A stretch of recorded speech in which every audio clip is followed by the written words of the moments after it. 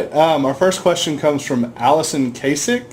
Her question is, are the recent spikes in gas prices due to turmoil in the Middle East or other factors? It's really a combination, Allison. It's the lack of energy policy in this country that has existed for 30 years.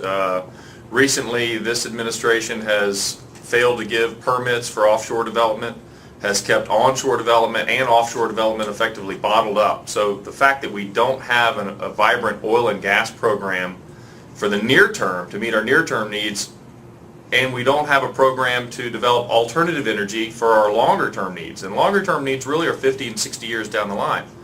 So if there is turmoil in the Middle East or globally, that is going to have a bigger effect on our domestic energy supply and prices in the near term. So if this country that has abundant natural resources, abundant natural oil and gas, if we did thoughtfully, safely, and securely develop those resources, you would not see the price spikes that we have seen and are likely to continue to see throughout this summer. All right, thanks, David. Our next question comes from Christopher Steo. He asks, would an oil spill in frozen Alaskan waters be more devastating than an oil spill in the Gulf? I think oil spills on ice present some certain challenges, but industry has done a lot to study, prepare, and develop the ability to respond to oil spills in the Gulf of Mexico, in frigid kind of Arctic environments, in ice.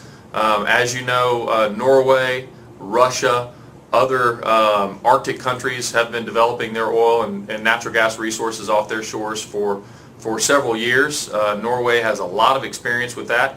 All the international oil companies, ConocoPhillips, Shell, ExxonMobil, Chevron, others have developed the technology to do this safely and effectively. Off the coast of Alaska, the water is relatively shallow. So having the equipment and the know-how and the knowledge there stationed adjacent to wherever drilling operations may occur would provide a safe margin for any errors that could happen, for any spills that could happen. But the first thing to do is prevent spills from happening. But if, on the unlikely chance that a spill did happen in Arctic and frozen waters, we believe that industry has the ability to safely and effectively respond and keep that contained and clean it up. All right. Our third question comes from Carl Martin. He asks, instead of drilling for more oil, why won't we look at our energy use? I mean, the use of oil puts demands on a limited supply of oil, which is gone once it's used. I think we have to look at all of it. It has to be a balanced, robust, kind of holistic plan for energy policy. You have to be more efficient. We have to conserve where we can. You have to do a better job of creating more efficient buildings. But oil and natural gas will be the predominant resource for the foreseeable future. 97% of our transportation needs right now in this country are met with oil. That is not going to change overnight. Developing electric vehicles puts demand on natural gas and other energy resources that create the power, that create the electricity. So there's no real silver bullet here. We as a nation need to develop all our resources. We need to be more thoughtful about our wind and solar and nuclear power, hydropower, algae, biomass, other things. There's a lot of really exciting things happening in the energy space today, and it must be a logical, thoughtful, kind of all of the above approach. But the honest answer is, in the near term, the next 50, 60, 70 years, the vast majority of our energy needs will be met with oil and natural gas. So we have to be, as a nation, prepared to do what we need to do to develop those resources in a thoughtful way. And our fourth question comes from Sean Fitzgerald. He asks, how much would it cost to retool our electric grid to allow solar and wind?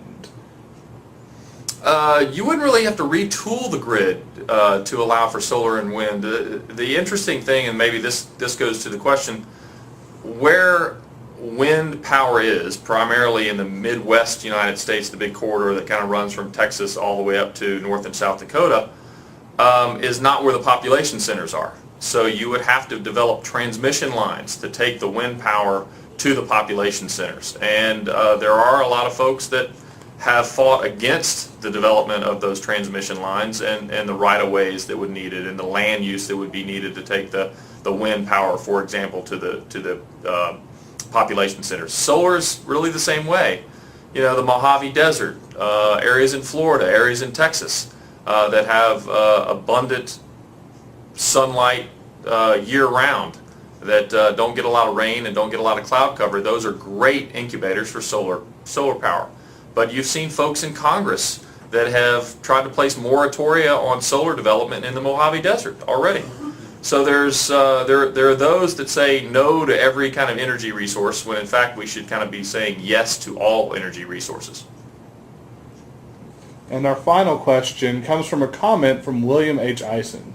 He comments on the drilling that Cuba has allowed China to do off of Cuba's shores. And the question we've developed from this is, are the Chinese drilling into the same reserves now that we would be drilling in if we were drilling in the Gulf? Well, there have been reports of China and Cuba collaborating on offshore development around 60 miles off the U.S. coasts. And that's certainly in areas that the United States would have arguably a right to drill and develop. So the short answer is yes. The longer answer is the United States is probably the only country in the world that is not actually developing our own energy resources. We are keeping areas of onshore and offshore in the United States off limits to development, or even the understanding of what's available. In parts of the mid-Atlantic states, we have data that's over 30 years old now that really indicates that there's abundant natural gas and some oil that's available. But we need to know more about it. We need to know what the resource base is. Every time we look in the Gulf of Mexico, in deep water and shallow water, in areas that we thought had some oil or natural gas 30 years ago based on older data, every time we look now, we end up finding more oil or natural gas. Offshore Alaska, in the Chukchi Sea, for example, all indications are the Chukchi Sea, which is north of Alaska, kind of between Alaska and Russia, all indications are that Chukchi Sea could be another Gulf of Mexico. The Gulf of Mexico has been producing oil and natural gas since 1942 and provides a third of all the domestic energy supply that this country uses. The Chukchi has been kept off limits by this administration for several years. So we need to understand what we have and then make informed decisions about how best to use it.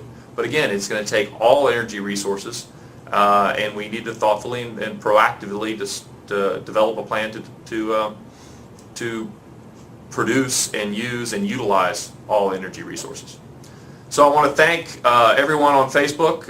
Again, Consumer Energy Alliance is out advocating in a thoughtful, consistent way for a balanced energy policy for this country, and we look forward to working with each and every one of you to ensure that this administration, this Congress, state leaders, others have the information they hear from the American public and consumers of energy that this is an important issue for us and will remain so for the foreseeable future until we get our energy policy headed in the right direction. Thank you very much.